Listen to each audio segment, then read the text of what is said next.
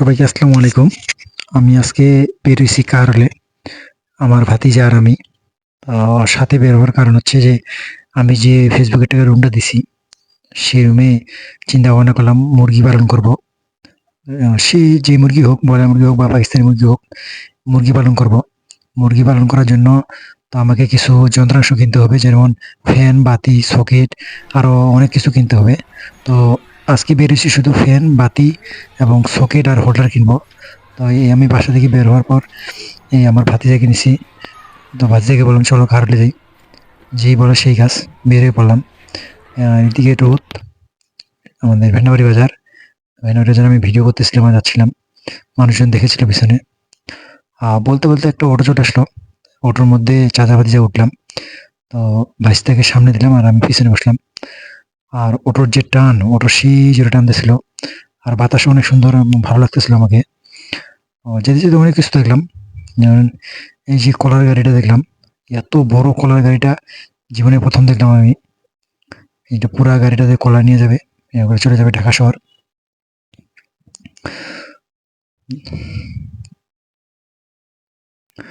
Video করতে করতে অনেক দূর চলে আসলাম। তো ভিডিও করতেছি, মানুষজন দেখতেছে, নিজেকেও একটা সংকোচবোধ লাগতেছে। অনেকেই বলতেছে যে হ্যাঁ, পাগল হইছে, অনেকে বলতেছে ফোন আছে তো মানুষকে দেখাচ্ছে। তো বলতে বলতে আমরা কারলে চলে আসলাম। এটা হচ্ছে কারল কদমতলা বাজার। আর রাস্তার যে অবস্থা, কার্লে ঢুকলে বোঝা যায় যে কার্লের রাস্তার কি ওই ধরনের অবস্থা হয়েছে। যে সামনে একটা খাল, ধরেন যে পুরো রাস্তাটাই নষ্ট হয়ে গেছে। এই পাশেও কাদা, এই পাশেও কাদা। আর রাস্তার পিচগুলো উঠে উঠে গেছে। অবস্থা এখানে খুব খারাপ। সমস্ত অটো গাড়িগুলো আসলে এখানে স্লো করতে লাগে এবং অনেক সময় ব্রেকও করতে লাগে। আর অবস্থা দেখে বোঝা যাচ্ছে যে এখানে কোনো গাড়ির অ্যাক্সিডেন্ট অ্যাক্সিডেন্ট হলে তার কাপড় চোপড় একবারে নষ্ট হয়ে যাবে। সামনে ঈশা মার্কেটের সামনে সেই একই অবস্থা। এখানে পানি এবং কাদা লেগে থাকতেছে। আসলে দেশের সরকার চলে যাওয়ার পর এখন যে নতুন সরকার, বর্তমানে সরকার আছে, তো উনি তো এখনো বাজেট পাস করেন নাই, যার কারণে রাস্তাঘাটের এই অবস্থা। আর আমাদের কারলে সেরকম কোনো উন্নতি নেই। আপনি পাশের পাশের উপজেলা বলেন, সেতাবগঞ্জ, বীরবল, বীরগঞ্জ, এগুলার অনেক উন্নতি হয়েছে। এগুলার রাস্তাঘাট, থানা, তারপর আপনার উপজেলা, কিছু কিছু ভ্রমণ বিদ্যালয়গুলা সবগুলোই আর কি উন্নতি হয়েছে। কিন্তু আমাদের এই কারল থানার কোনো উন্নতি সেরকমভাবে দেখা যায় না। বলতে বলতে চলে আসলাম আমতলা। আমতলা, এই যে আমের গাছ। আর রাস্তার মাঝে আজকে একটু বৃষ্টি হওয়ার কারণে রাস্তাগুলো সব ভিজা।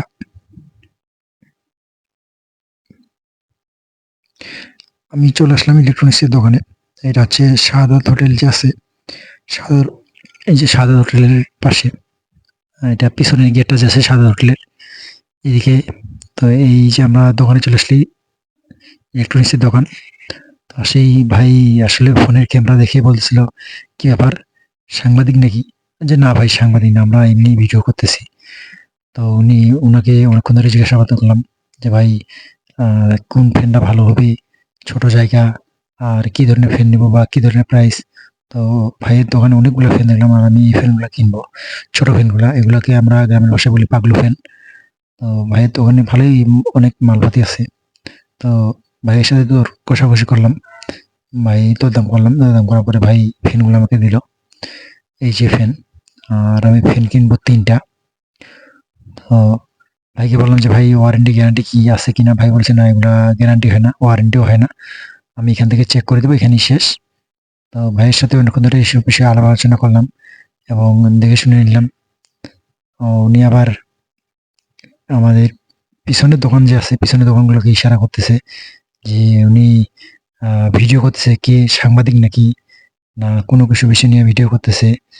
আসলে এখনকার দোকানদাররা অনেক আতঙ্কে আছে যে স্টুডেন্টরা কিন্তু দোকানে ধরেন যে আপনার এগুলা দিচ্ছে, চেক করতেছে যে কেউ মালপাতির দাম বেশি নিচ্ছে নাকি না কোনো বিষয়ে কোনো কিছু করতেছে নাকি। তো এই বিষয়ে দোকানদার আসলে আমাকে অনেকবার বলতেছিল, বলে যে, "না ভাই, আসলে আমরা ফেসবুকে ভিডিও ছাড়ার জন্যই এগুলা করতেছি। আমরা কোনো প্রশাসনের লোক বা কোনো ছাত্র না।" তো এভাবে বলতে বলতে ভাইয়ের সাথে অনেকক্ষণ কথা বললাম। ভাইকে টাকা পেমেন্ট করলাম। পেমেন্ট করার পর ভাইয়ের কাছ থেকে এগুলো বাদে নিলাম। বাদে নিয়ে ভাইয়ের সাথে কুশল বিনিময় করে তার সেখান থেকে বিদায় নিলাম। তো আসলে বেসিক্যালি মানুষজন এখন এটার উপর খুব ভয় আছে যে ছাত্ররা কখন জানি আপনার দোকানের উপরে আসে, আপনার মূল্যের তালিকা দেখলে ধরেন যে আপনার অনেকজনই ধরেন যে মূল্য বৃদ্ধি করে দোকানদাররা বিক্রি করে। সেগুলোর জন্য ব্রেক হয়ে যাবে। তো এইজন্য আরকি ভাইরা খুব ভয় পেয়ে গেছিল। তো ভাইয়ের সাথে অনেকক্ষণ ধরে কথাবার্তা বললাম, কুশল বিনিময় করলাম। তো তারপরে ভাই আরকি আর কিছু মনে করল না। তো বলেছে, "ঠিক আছে ভাই, সমস্যা নাই। আপনারা ভিডিও করেন।"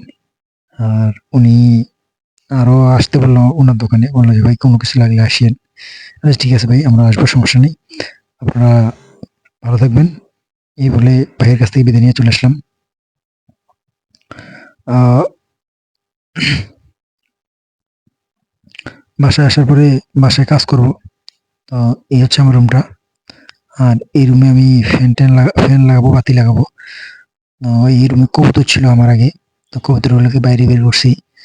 এখন এই রুমে আমি বাতি আর ফ্যান লাগাবো। আর এই যে আমার যন্ত্রাংশগুলো এখানে রাখলাম। রাখার পরে ভিডিও করব এখন। আর ভিডিও করব আর কাজ করব।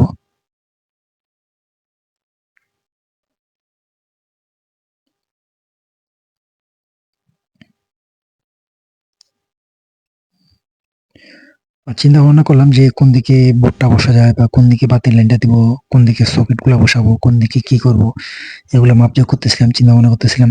আর বেসিক্যালি হলো যে আমি ইলেকট্রনিক্স এর কিছু ছোটখাটো কাজ জানি। সেরকম বড় ধরনের কোনো কাজ জানি না।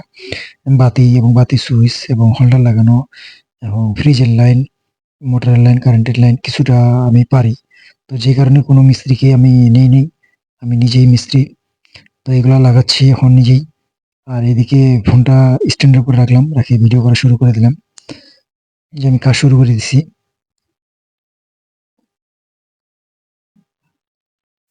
আ এই রুমের কাজ করব আমি। এই রুমে মুরগি পালন করব। আমার ফেসবুকের টাকা দিয়ে রুম। এই রুমে ফ্যান লাগাবো এখন, বাতি লাগাবো, কানেকশন দিব কারেন্টের। আর বলে রাখি যে আমি ছোটখাটো ইলেকট্রনিকের কাজ জানি। ইলেকট্রনিক্সের কাজ জানি, যেমন বাতি লাগা, হোল্ডার লাগা, তারপর আপনার ফ্যানের সুইচ লাগানো, ফ্যান লাগানো, রেগুলেটর লাগানো, ক্যাপাসিটর লাগানো, এরকম টুকটাক কিছু কাজ আমি জানি, যেগুলো আমি খুব নিজেই করে থাকি। আর আসলে এই রুমটা আমি নিজের মতো করে ওয়ারিং করব এবং সবকিছু নিজে করব। এজন্য আমি কোনো মিস্ত্রি বা কোনো ইলেকট্রিশিয়ানকে আমি ডাকিনি। আমি কোথায় বোর্ড লাগাবো, সুইচ লাগাবো, এটা লাগার জন্য চিন্তা ভাবনা করতেছিলাম এবং মাপজোক নিচ্ছিলাম।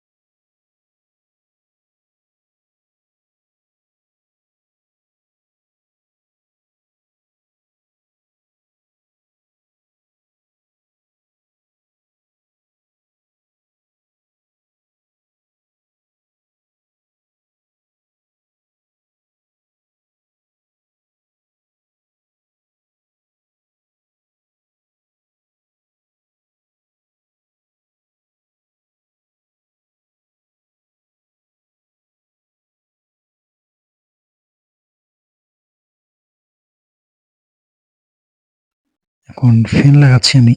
ফ্যানের লাইন দিয়ে চেক করতেছি। ফ্যান লাগাইলাম, লাগিয়ে এখন চেক করতেছি যে আসলে ফ্যানের লাইনটা ঠিক আছে কিনা, না কোনো ভুল ত্রুটি হলো। এইজন্য ফ্যানের লাইনটা চেক করতেছিলাম। তো দেখছি না, আলহামদুলিল্লাহ ফ্যানের লাইনটা ঠিক আছে। তারপরে কিছুক্ষণ আবার কাজ শুরু করে দিলাম যে আপনার বাতিটা লাগানোর জন্য। তো বাতি লাগানো শুরু করলাম। আমি বারবার কারেন্টকে খুব ভয় পাই। কারণ কারেন্ট এত জোরে একটা ঝাঁকি এবং এত জোরে আপনার ক্ষতি করবে যে এটা আপনি কখনো কল্পনা ধারণা করতে পারবেন না। যে আসলে কারেন্ট যারা শক খাইছে তারাই বলতে পারবে যে কারেন্টের কি ধরনের পাওয়ার আছে। এইজন্য কারেন্ট থেকে খুব সাবধান। সবাইকে বলে রাখি। কারণ খুব ভয়ংকর। আর আমি ৩ টা জিনিসকে খুব ভয় পাই। একটা হলো কারেন্ট, দ্বিতীয় হলো পানি। এই ২ টা জিনিস, আর একটা হলো আপনার মোটরসাইকেলের অ্যাক্সিডেন্ট। আমি এই ৩ টা জিনিস খুব ভয় পাই। এগুলোকে আমি দেখলে আরকি আ হুতাশ বা একটা হার্ট অ্যাটাক হয়ে যাওয়ার মতো আমার সমস্যা হয়ে যায়। তো এরকম করতে, করতে ধরেন যে আপনার সাথে কথা বলতে, আমি ফ্যান লাগা শেষ করে ফেলছি। এখন আমি বাতি লাগাবো। বাতি লাগাচ্ছি আমি। এই যে এইদিকে বোর্ডটা লাগাচ্ছিলাম। বোর্ডে এদিকে কারেন্ট দেবো। এদিকে লাইন দিয়ে এদিকে লাগাবো। এখন আমার চেক করার পালা যে কি অবস্থা হয়ে আছে, বাতিটা জ্বলতেছে কিনা বা কারেন্ট গেল কিনা। ফ্যানটা এখানে সুন্দরভাবে শক্ত রশি দিয়ে বাঁধে দিলাম যেন ফ্যানটা নড়াচড়া না করে এবং বাতাসটা স্মুথলি ভাবে লাগে। এই জন্য সুন্দর করে বাঁধে দিলাম।